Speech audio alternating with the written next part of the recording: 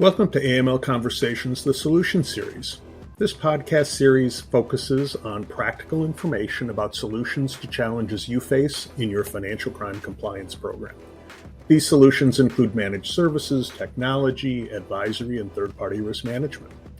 You can access this series and other AML Conversations and This Week in AML podcasts at our website, amlrightsource.com, SoundCloud, or wherever you get your podcasts.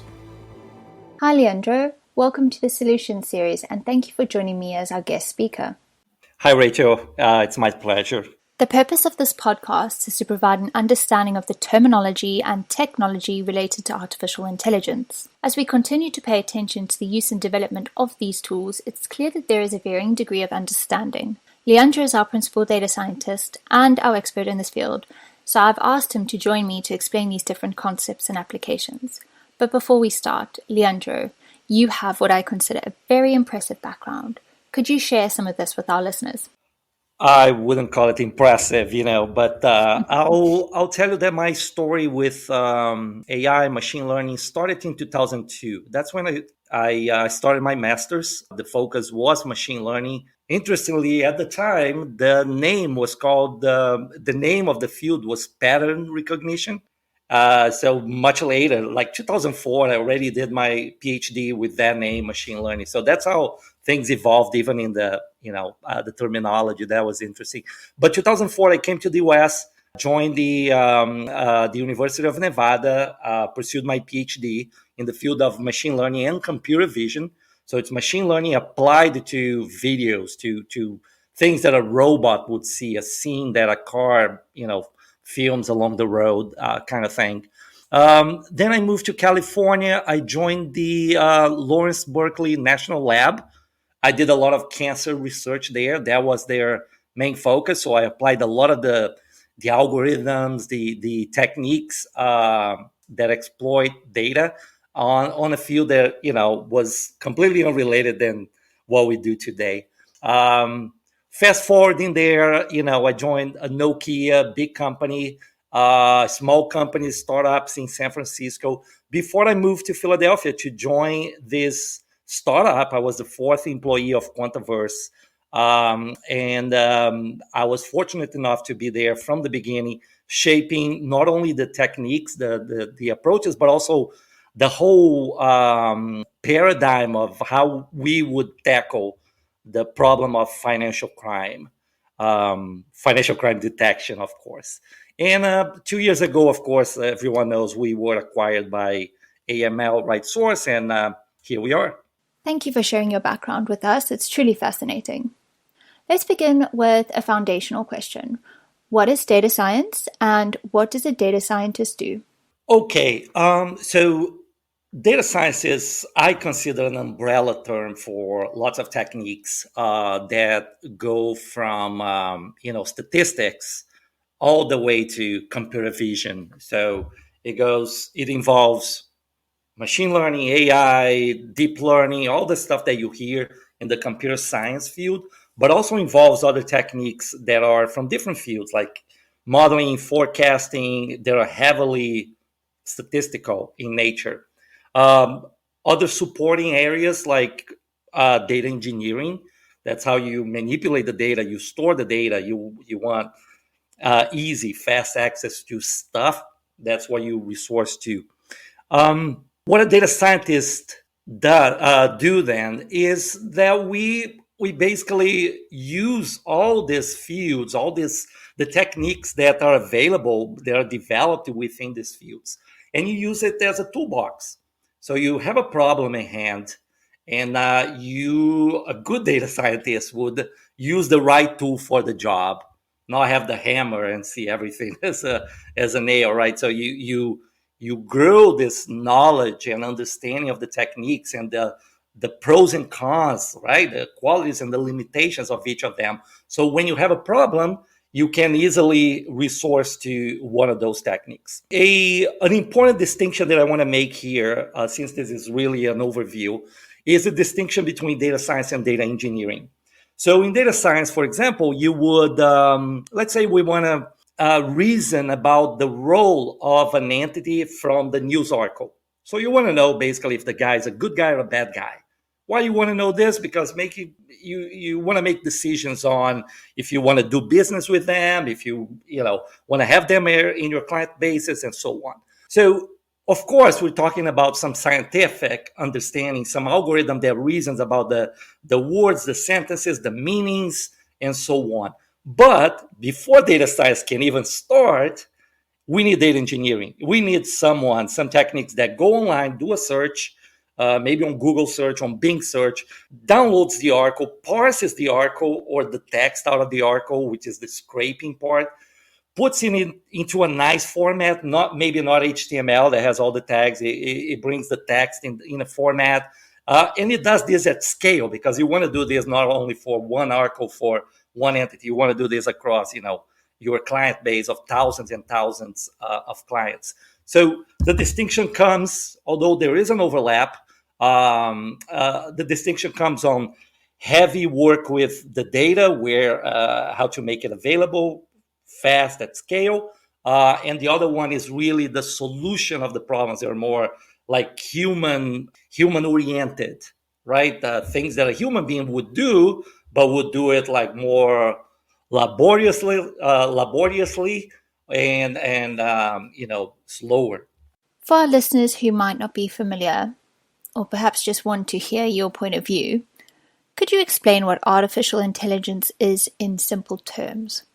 Absolutely. So AI is one of those fields that fall under that umbrella of data science, right? So AI, artificial intelligence, is a field traditionally taught in computer science programs academically that involves a number of algorithms, techniques, and means of working with data that goes from text, image, videos, robotic movements. But the whole idea of it's called artificial intelligence, the name comes from the idea that it tries to replicate human intelligence, right? In tasks like decision making, what we usually consider a human activity, decision making, learning, reasoning, and why not creativity now, right? We're like, it's a very hot topic this year is generative AI. So things that create new things, right? So AI is that. It has again, it's another toolbox that falls within, that it's utilized by data science, but it addresses a certain type and number of problems. There are many applications of AI. One is machine learning. So for our listeners, what is machine learning? How does it work? And could you also explain the difference between supervised and unsupervised learning? Right. So it sounds like we're going down that a branch from starting from data science. Now we talked a smaller slice of solutions called AI. And now there is a smaller slice called machine learning. As the name implies, it focuses on the problem of learning. And learning initially had nothing to do with the way nobody ever tried to replicate how humans learn. So back in the 60s, 40s even, learning was something very rudimentary. Even the idea of neural networks started from one neuron. So it was one node that would receive input and have an output based on a mathematical function. Today, we can definitely claim that it's getting much closer to learning the way humans learn. So by presenting examples, and then it goes to what you asked about supervised and unsupervised learning. So by supervised learning is a set of strategies that teach the machine to learn from examples. So it gives input and it shows what the desirable output is or the correct output is. And the machine figures out the connections between the input and the correct output for that. And it creates lots, depending on the model, it addresses that solution in different ways. It could be more statistically heavy, or it could be more algorithmically heavy. But the idea is that it's going to create some mathematical formulations that will make sure that every time that input or something similar to that input is presented to that machine, the output is what you trained for, you taught it for. The unsupervised part of it is when you don't have an output. Sometimes the problem only requires that you group things, you segment things based on similarity or dissimilarity. But you only have an input, and you actually just say, hey, machine, try to figure out what's common among these guys across these features, this number of features. But you're free to propose the output or the groupings that I don't want to use the word field, but the ones that make more sense mathematically, right? Given a certain function that you want to optimize. Now, more recently, there are more exciting areas of learning, more exciting strategies that actually resemble more the human side, as I claimed earlier. For example, the one called reinforcement learning. Reinforcement learning is more like children. Maybe it's a strong assertion that I say it's like children, but it's more similar to how children learn about the world, because they make mistakes. And the parents or someone, the tutors go and give the right answer to that. There is a reward and there is a penalty for the right and the wrong, respectively. These are interesting areas that are developing and producing very exciting results. If we have the chance to talk about the large language models like GPT, and this is basically the foundation of how it learns. It's by rewarding the good answer and penalizing the bad answer. That's different than supervised, because supervised, you basically have, here's the input, here's the output, and let me measure the overall result. Without really focusing on individual answers, right? So there is a slight difference there. Shifting gears for a moment, you highlighted that AI and machine learning have a long history and have been around for many years. But we've really seen AI take off over the last couple of years. It's really sort of exploded. So perhaps you can help me understand why now? What changed? Well, there is a combination of factors. We can't say that AI did it on its own. So it's really a symbiotic environment where you have now commodity computing, cheaper and faster and larger machines. They're becoming more available. They're becoming basically commodity, as I said, which was really hard even 20 years ago. It was really hard to get, what was called a cluster of machines to do some scientific work.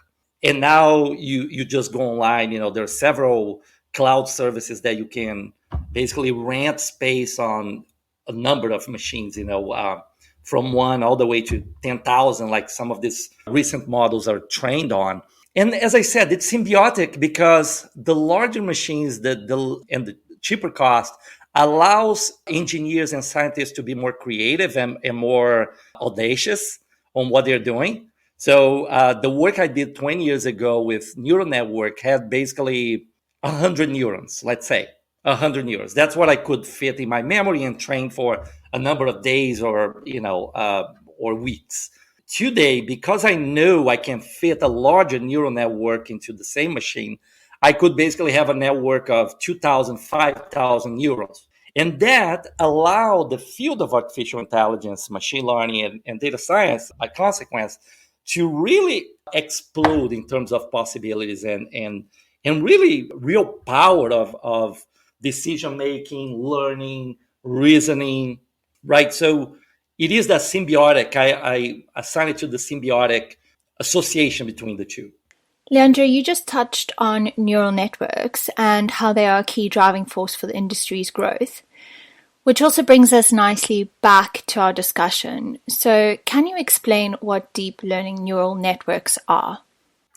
Yeah, so that's interesting because deep learning is basically a 10-year, maybe 12-year-old term. It comes as consequence of the explosion of accessibility, of affordability of the commodity computing.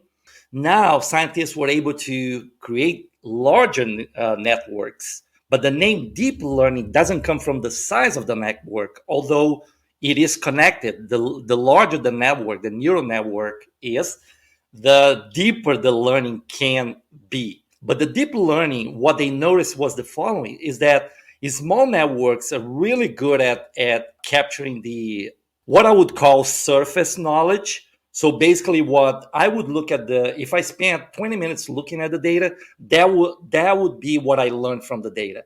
Basically that everything that pops up right away. With deep learning, the interesting thing that they found was that the larger the network, they were able to notice that chunks of the network, very similarly to our brains, they were able to specialize on certain tasks and certain features that allowed the network to learn nuances about the data that sometimes wasn't that obvious from the data. That's why the depth of the term comes from is about learning more than just the surface information, but some things that sometimes are surprising, sometimes are scary even, that an artificial piece of code could basically learn things that were not that obvious to human beings sometimes. That comes for the good and for the bad, by the way, because the good thing is that we're having more and more powerful solutions and techniques.